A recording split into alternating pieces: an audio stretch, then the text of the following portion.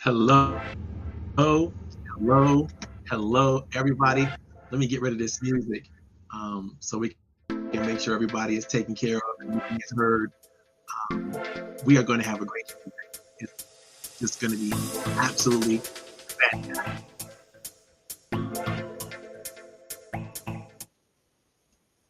Today, we are talking about some of the greatest stuff we get a chance to talk about. We're talking about your planning and what you need to be doing for your business to grow your practices, to grow your opportunities. We're going to be sharing with you some of the secrets and some of the keys to the kingdom.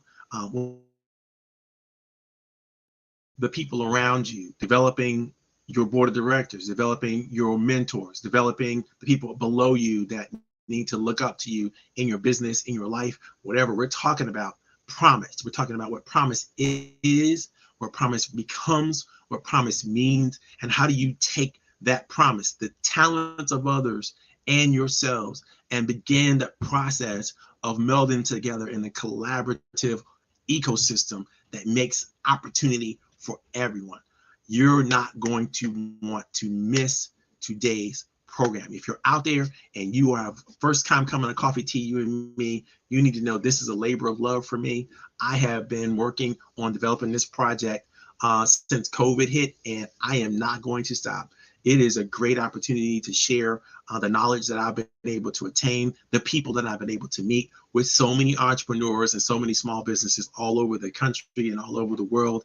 I can't think of a better use of this wonderful time during Friday afternoon than to spend it with you. This is Coach Powell. I run Coach Powell Training Development.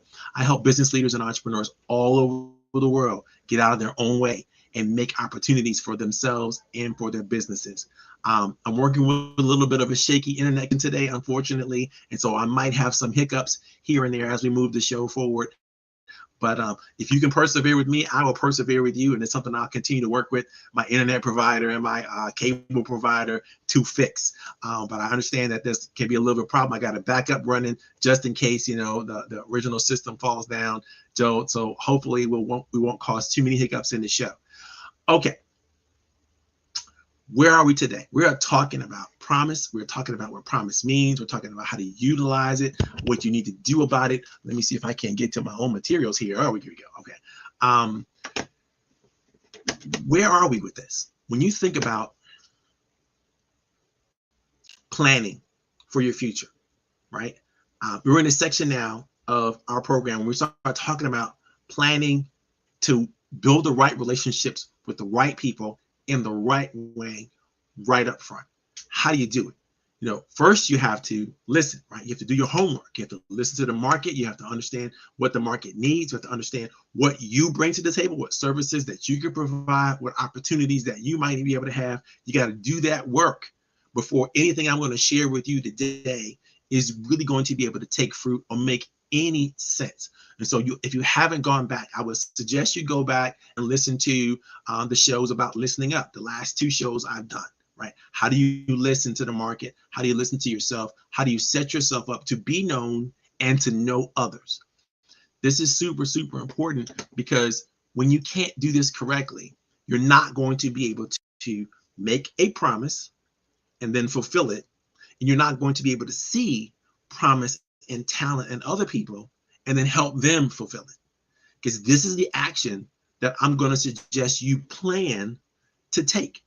But in order for you to plan to take the action, you truly have to understand what this is about and what this really means to us at a basic human level. And so I'm going to read some stuff to you today, and then I'm going to talk to you, hopefully have some discussions, hopefully answer some questions and get into some engagement with you about this topic. And I want you, if you have any thoughts or you have any questions, please put them in the chat. Please give us an opportunity, or the community that we've put together here, an opportunity to help you discover and explore these issues much further, because we're talking about the plans that you have to put in place to make sure you have the right people in place to usher you into a brilliant future. And if you don't put these plans in place correctly, you're going to have the wrong people on the bus, and you're going to try to move forward, and it's going to be like a cancer is in your way. It's keeping you from growing, keeping you from thriving, keeping you from being all that you could be. So I want you to understand a couple of keys here that I want to share with you. These are fundamental, ideas and concepts. It's nothing amazing. It's nothing brilliant. It's nothing that I came up with by myself. But I will tell you, it is important that you listen and understand and engage as much as you possibly can in this content. Now, I'm creating an article, and the title of the article is really Real Gifts Tell the Story. And I haven't finished the article yet, so I'm not posting it anywhere. But if you're interested, definitely let me know via the chat that you're interested, and I'll make sure you get your first copy before I even post it and make it available for the rest of the world. But you got to talk to me. You got to open up. You got to open up your thinking, open up your mind. I wrote a program years ago, and the program was called The 9 Steps to Professional Development, or 9 Steps to Mastery. The master steps are really all about developing and then nurturing relationships so that you can create the leverage that you need to create to move yourself and your teams or whatever you want to move your life forward, right? That's what the 9 steps are all about. The second step in the 9-step process is called Promises, the 13 keys to maximizing relationship potential. And I realized when I wrote that I was just giving you the rules of the process, the straight up, this is what you have to do. And I didn't tell you enough about why. This is what today's topic is all about. Why do you have to use promise? Why do you have to maximize promise? And what is in it for you? That's what we're going to talk about today. And I'm hoping that, the stories that we share, the ideas that we share about will help you, develop in yourself a sense of understanding around those things. And so I want you to leave here knowing, why promise is important. I want you to leave here knowing what it actually means to have promise and to share your promise with other people. And I want you to know how you then can use it and exercise it in a way to thrive in the universe, in the world. This is super, super important to your planning process, because if you're planning to do things that don't work for you in terms of ushering you into a new future, if you're planning to do things that don't work for other people or other systems that are already out there, principles of the universe, and you're going to be bucking against those principles your entire ride, it's going to be very difficult for you to succeed in anything. And if you're planning to do things out of the wrong mindset, then I promise you, you're going to get back a lot of negativity, a lot of pushback, a lot of friction. But if you've gotten the right types of alignment, which we're going to talk about in the show today, and if you've planned the right types of alignment processes and strategies, then I promise you, you're going to have a much smoother ride in terms of how you move yourself, how you move your teams forward. So let's get into it. What actually is talent? What is this promise that I'm talking about? By definition, it's really not that impressive.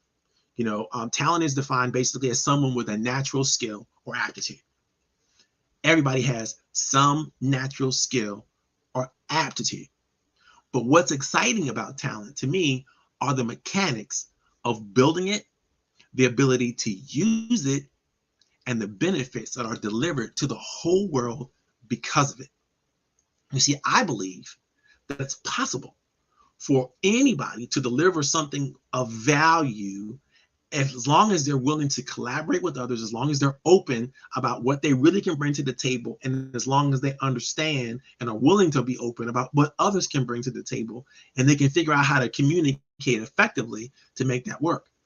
The learning opportunities that come with working with other people in any industry, you can't even imagine what that is. No one can imagine what's on the other side, because we all have our own unique gifts, our own unique talents, our own unique abilities. And it's very difficult for us to see, if we combine our talents and uniqueness with somebody else's talents and uniqueness, what that's going to look like. Because having not done it, it's impossible to know.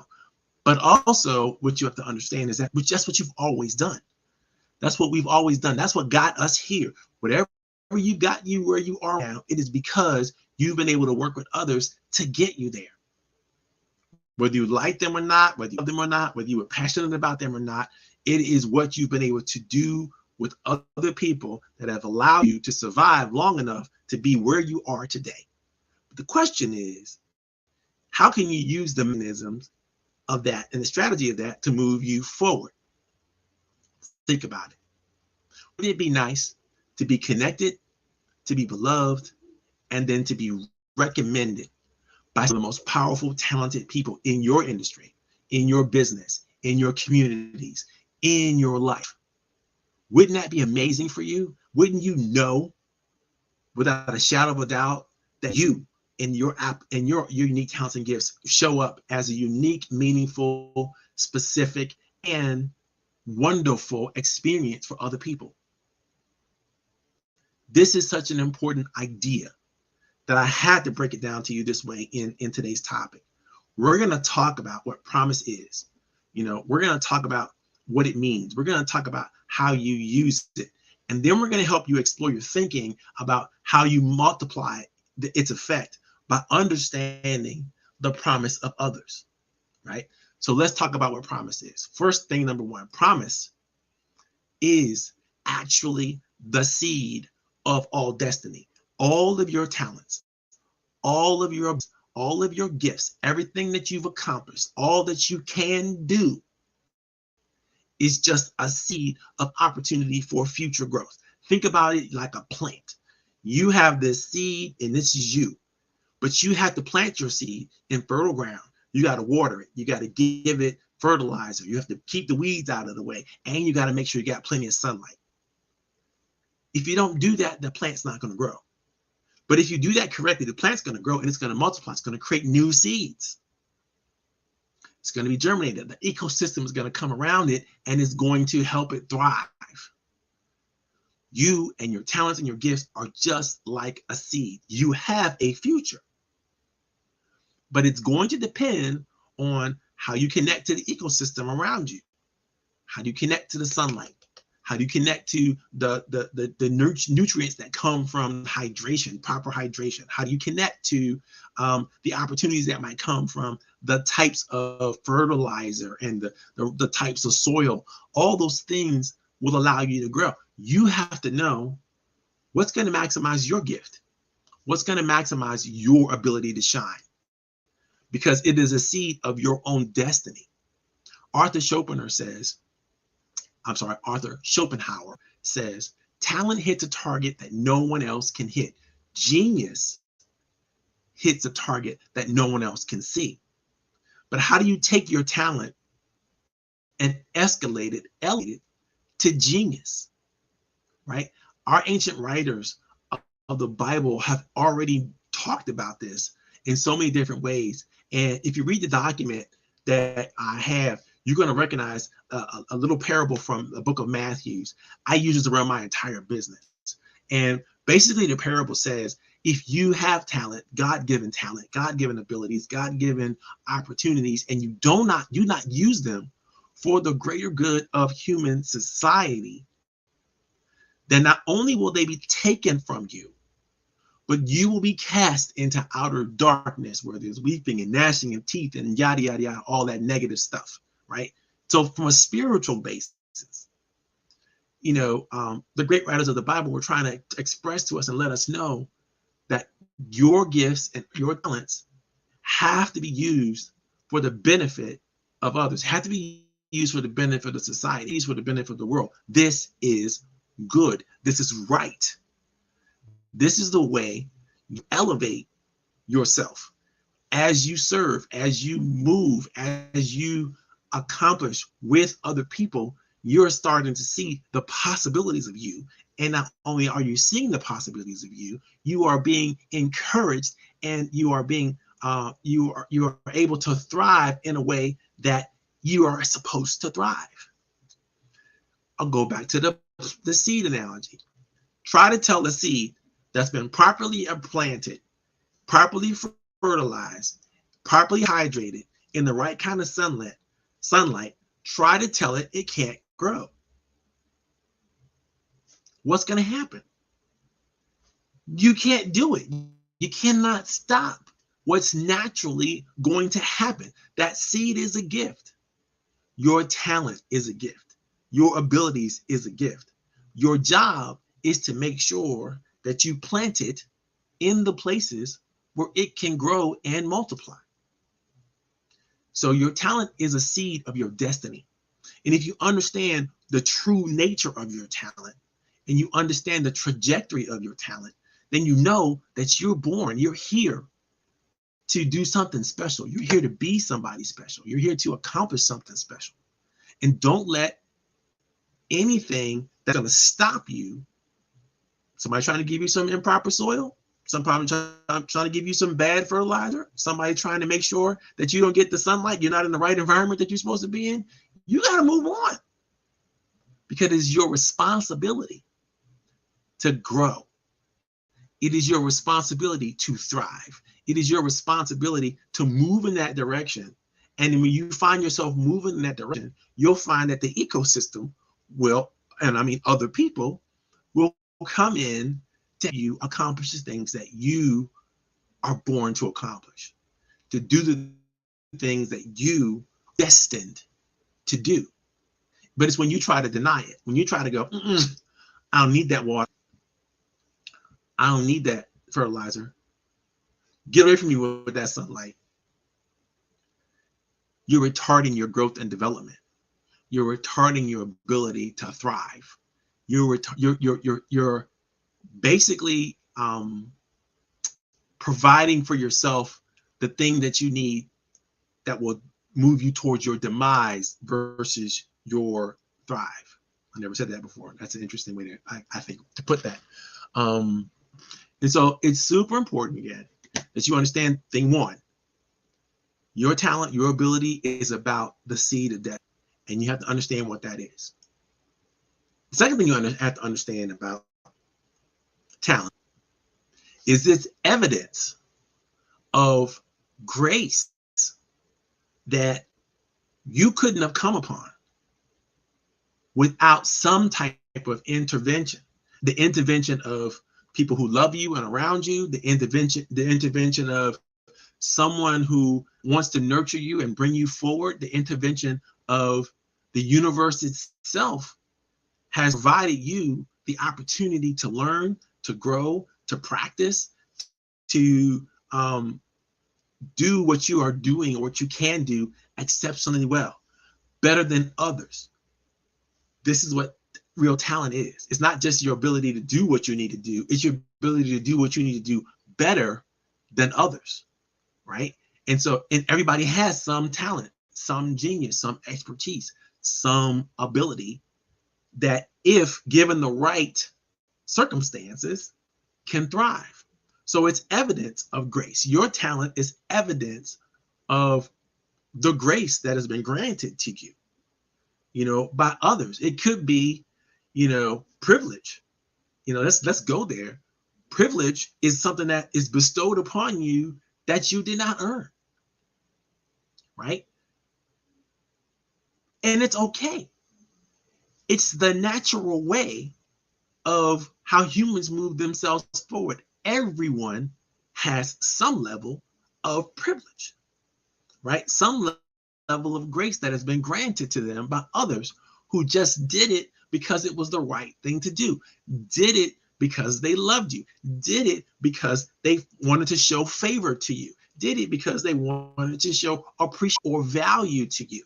That is why you have gotten the accolades that you've gotten at the job. That is why you have gotten what you've been able to achieve in your families, in your communities, in your organizations. It is not because you earned it as much as it is because you were privileged to be in the right places, in the right circumstances, with the right people who decided to use their talents, their gifts, their abilities, their time, talent, treasure, and trust to your benefit.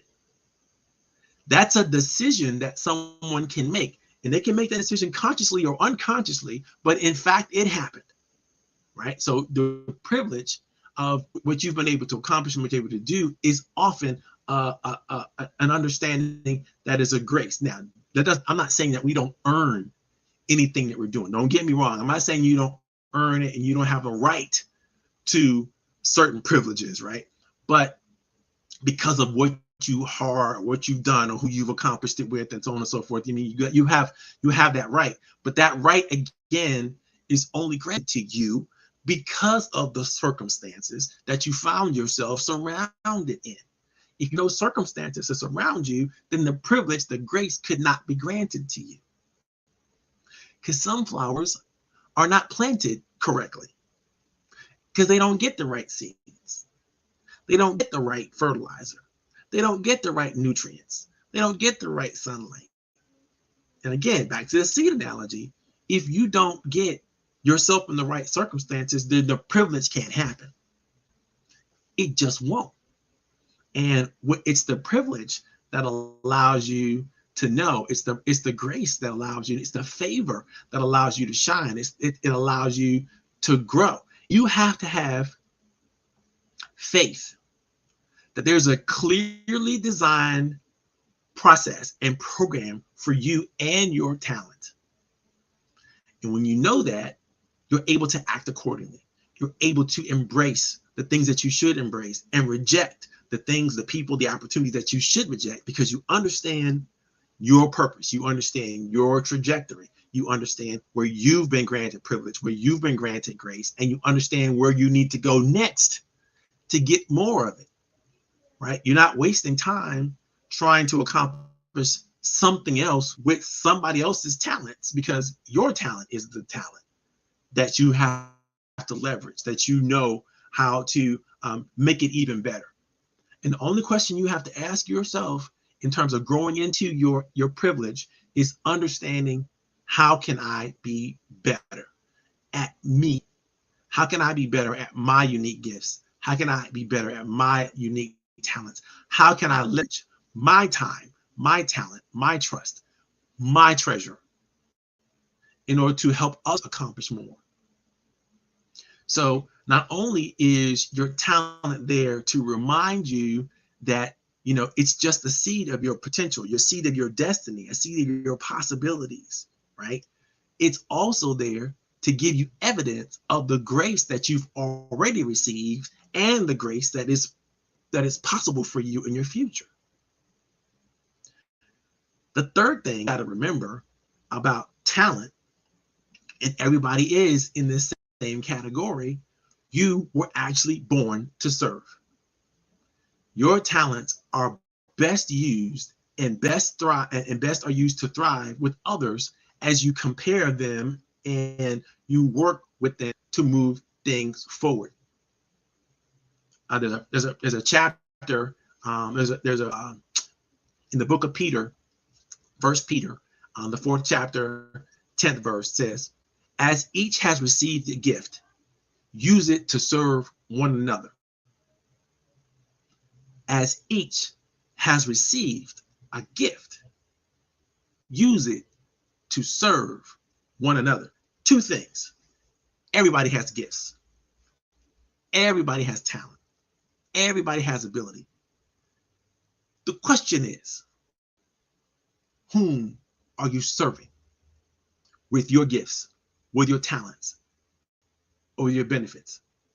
Now, I promise you, if you're just serving you, you're missing the opportunity. Because you were born to serve not just you, but others. Now, I get that if you don't do well, you can't survive long enough to serve others. And so we're not talking about that base, I'm Maslow's hierarchy of needs. I got to eat. I got to have a roof over my head. I got to put, food on my table. I get it. You got to do that. You got to survive, right? So you do what you have to do to survive. But that next level, beyond surviving, once you had the food that you have, once you have the roof over your head, once you have the safety and security of knowing that, there's a large opportunity that you're probably going to live the next day, what are you doing to serve others? Because I will promise you, if you're not serving others, it's probably because you really don't believe the first two things I said. You really don't believe that you have gifts.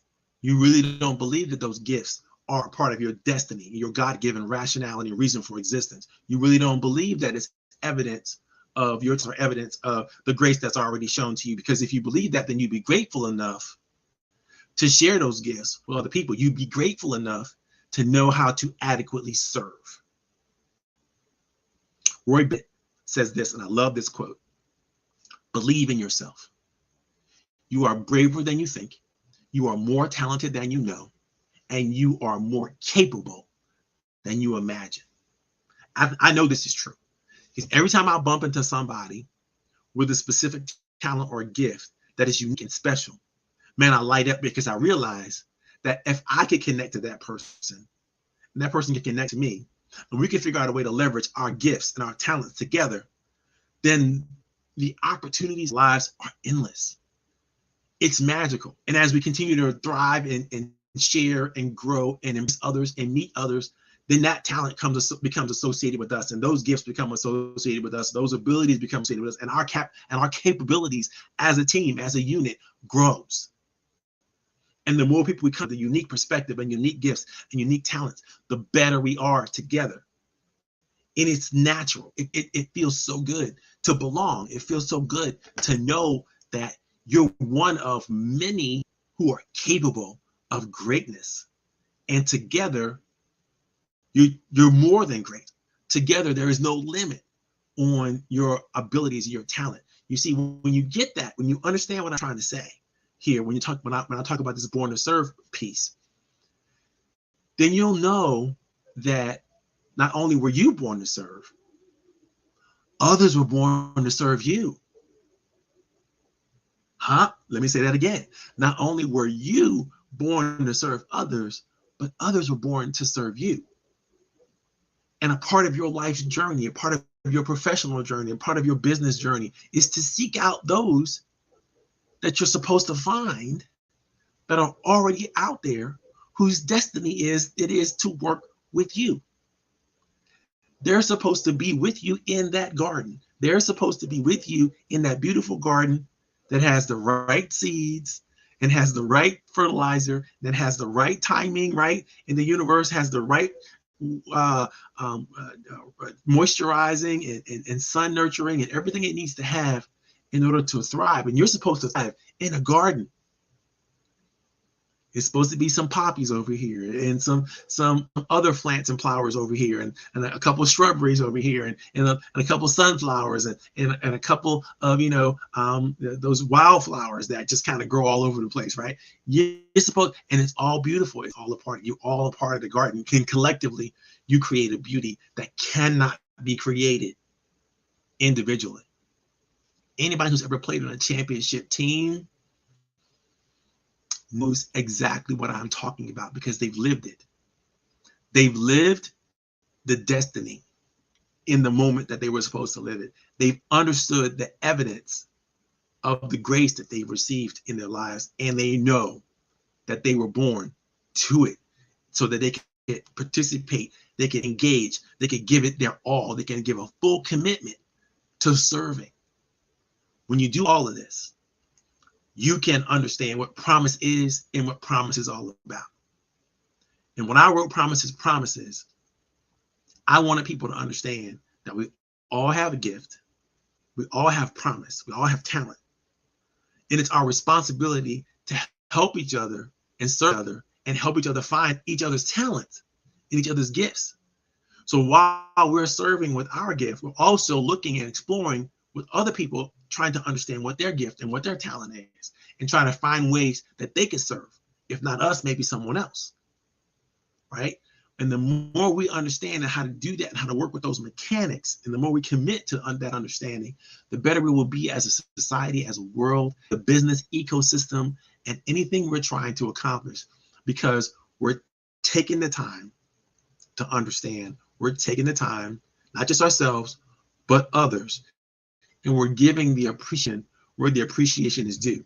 That's the promise piece. When you understand other people's promise and understand your promise, you can make a promise that can then create an agreement. And that agreement then creates an expectation where there's hope, where there's desire, where there's passion. And all those things can come together to create success, joy, happiness, everything we want as a human family, as a human in the human condition. All of this is it will come in proportion to our ability to nurture each other's gifts and to serve each other well. It's all about making promises and keeping promises.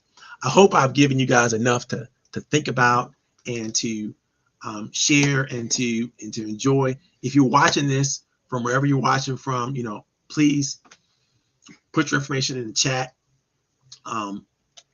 Let's talk about how we can explore this topic together. I want to make sure that everybody has an opportunity to do a couple things, and I'm going to take some questions. I was blessed this morning to hear from Dr. Cherie Phillips, who's agreed to be on the team for our next Leverage Up conference. This is going to be one of the most special conferences that we've done. I say that every quarter. I know I do, but every quarter it gets better and better. And and it's because we have taken the time to nurture it. We have taken time to find the right people and get them on the bus to make sure that they're delivering and they have what they need to feel comfortable delivering all that they can give to you, our listening audience. And so if you haven't had a chance to get your ticket for the Leverage Up conference, I would highly encourage you to go ahead and do that, because the time is coming when we're going to have to up the ticket price. And I don't want to do that until I get, a couple hundred tickets sold at the early bird pricing level. But I'm going to have to, in order to, meet the cost and create all the environments we're trying to create. Well, we're going to need to go to the higher ticket price. But I want everybody to have an excuse as to why they can't get to this wonderful opportunity. And I hope you will enjoy it, because all of the information is right here in the chat. I already posted it. I may make some copies. But one of the people has come, Dr. Cherie Phillips. This is her LinkedIn address. I suggest you look her up. She's a fantastic economist and a brilliant speaker.